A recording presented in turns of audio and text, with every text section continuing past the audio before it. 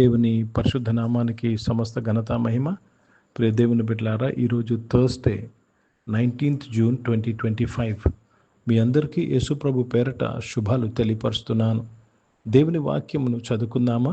మొదటి కొరింథీయులకు రాసిన పత్రిక 10వ అధ్యాయము 13వ వచనము. 1 Corinthians chapter 10 and verse 13. సాధారణంగా మనుషులకు కలుగు శోధన తప్ప మరి ఏదియూ మీకు సంభవింపలేదు. దేవుడు నమ్మదగినవాడు. మీరు సహింపగలిగినంతటి ఎక్కువగా ఆయన మిమ్మల్ని శోధింపనీయడు. అంతేకాదు, సహింపగలుగుటకు ఆయన శోధనతో కూడా తప్పించుకుని మార్గమును కలుగజేయను. దేవునికి స్తోత్రము కలుగును గాక. ఆయన తప్పించుకునే మార్గమును కలుగజేయను. చాలా ముఖ్యమైన మాట. శోధనతో కూడా తప్పించుకొను మార్గమును కలుగజేయును. ఆయన చాలా జాగ్రత్తగా గమనించాలి. దేవునికి స్తోత్రం కలుగును గాక. మన జీవితంలో సహజంగా వస్తున్న శోధనలు, మన జీవితంలో జరుగుతున్న విషయాలు. కానీ ఇంకొక విషయం ఏంటి తెలుసండి? భూమి మీద రాబోయే శ్రమ దినాల నుంచి కూడా తప్పించుకునే మార్గమును దేవుడు మనకిచ్చాడు. ఏంటి తెలుసండి? సంఘము ఎత్తబడుట, ర్యాప్చర్ ఆఫ్ ద చర్చ్. దేవునికి స్తోత్రము కలుగునగాక. తప్పించుకునే మార్గం. అందుకే మనం యేసు ప్రభుని నమ్ముకొని, క్రైస్తవులుగా ప్రభును నమ్ముకొని యేసు ప్రభు శిష్యులుగా మార్చబడినప్పుడు ఆయన మనను ఆయన మధ్యాకాశంలో మళ్ళీ పిలుచుకుంటాడు, మళ్ళీ తప్పిస్తాడు. ఏ విధంగా నోహవు కాలంలో నోహవు వాడులో ఉన్నవారు బయటున్న ఆ తీర్పు నుంచి తప్పించబడారో, నీవు నేను తప్పించబడతాము. Let me read this in English. 1 Corinthians chapter 10, and I am reading verse 13. There hath no temptation taken hold of you, but such as is common to man. But God is faithful. He will not suffer you to be tempted beyond that which ye are able to bear. But with the temptation will also make a way to escape. That ye may be able to bear it. A way to escape. And the rapture is one of the way to escape the tribulation, the judgment which is coming upon this earth.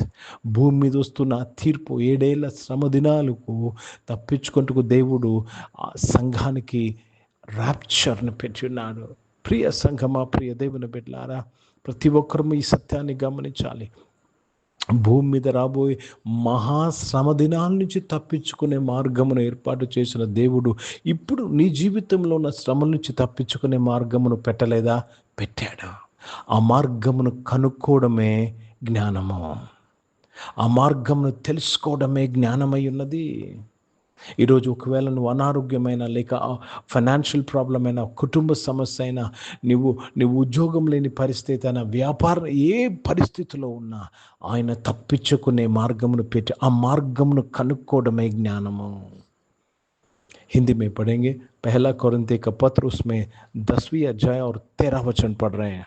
तुम किसी ऐसी परीक्षा में नहीं पड़े जो मनुष्य के सहने से बाहर है, और परमेश्वर सच्चा है, वो तुम्हें सामर्थ्य से बाहर परीक्षा में ना पड़ने देगा, वरन परीक्षा के साथ निकास भी करेगा कि तुम सह सको. बहुत धन्यवाद अदा करते हैं. परीक्षा के साथ निकास भी करेगा, मतलब आपको बाहर छुटकारा मिलने का मौका मिलेगा, छुटकारा मिलने का रास्ता दिखाएगा. अब बुद्धि क्या है? आज वो बुद्धि है हम उस रास्ता को पकड़ना, और रास्ता को जानना ही ज्ञान है. ప్రియ దేవుని బిడ్డలారా, ఇది బుద్ధి అండి. మనము ఎంత చర్చికి వెళ్తున్నాం, ఎక్కడికి వెళ్తున్నాం, ఎలా భక్తి చేస్తున్నాం, రోజంతా ఎంత స్పిరిచువల్గా ఉంటున్నాం కన్నా ముఖ్యమైన బుద్ధి ఏంటి తెలుసా అండి? ముఖ్యమైన జ్ఞానం ఏంటి తెలుసా? తప్పించుకునే మార్గమును మనము పట్టుకొనుట. To catch hold on to the way of escape. ఓ దేవునికి స్తోత్రము కలుగును గాక. కనుక ఆ మార్గమును తెలుసుకోవాలి. అప్పుడు ఈ భూమి మీద నీవు విజయవంతమైన జీవితాన్ని జీవిస్తావు. For everywhere there is an escape says the Lord. You don't have to succumb to the tribulation. నీవు శోధనకు గురి కానవసరం లేదు. శోధనతో పాటు తప్పించుకునే మార్గమును దేవుడు పెట్టి ఉన్నాడు. ప్రియ దేవుని బిడ్డలారా, అది మనము కనుక్కోవాలి. అది మనము దేవుని అడగాలి. దేవుడే మనకు అది చూపిస్తాడు. ఈరోజు నువ్వు ఎటువంటి పరిస్థితుల్లో ఉన్నా, ఎటువంటి శోధనలో ఉన్నా, ప్రియ దేవుని బిడ్డలారా, there is a way out. తప్పించుకునే మార్గం అన్నది. ఈరోజు దేవుణ్ణి అడుగు, ప్రభా నాకు ఆ మార్గంను చూపించు ప్రభా, నాకు ఆ మార్గంను తెలియపరచు ప్రభా. నువ్వు అడుగు, దేవుడు ఈరోజే దేవుడు నీకు దయచేస్తున్నాడు. ప్రార్థన చేసుకుందాం. ప్రియ పరిశుద్ధ తండ్రి, జీవం గల దేవా, మీ వాక్యం ద్వారా మా అందరితో మాట్లాడడానికి స్తోత్రం. నీ బిడ్డలో ఎటువంటి ఇబ్బంది, ఎటువంటి శోధనలు, ఎటువంటి కష్టంలో, ఎటువంటి దుఃఖంలో ఉన్నారో వాటి నుంచి తప్పించుకునే మార్గం వరకు కనపరచమని ప్రార్థన చేస్తున్నాను. అనారోగ్యం వారందరి కొరకు ప్రార్థన చేస్తున్నాను తండ్రి. వారిని మీరు ముట్టి స్వస్థపరిచి సంపూర్ణ ఆరోగ్యమును దయచేసిన స్తోత్రం. జాబ్స్ కొరకు ఎదురు చూస్తున్న వారు మంచి జాబ్స్తోని నువ్వు దీవించి ఆశీర్వదించినందుకు మీకు స్తోత్రములు చెల్లిస్తున్నాను ప్రభా. నీవే మార్గమును సరళం చేసి ఆ మార్గంను చూపించినందుకు స్తోత్రం. బిజినెస్ చేస్తున్న వారిని దీవించినందుకు స్తోత్రం.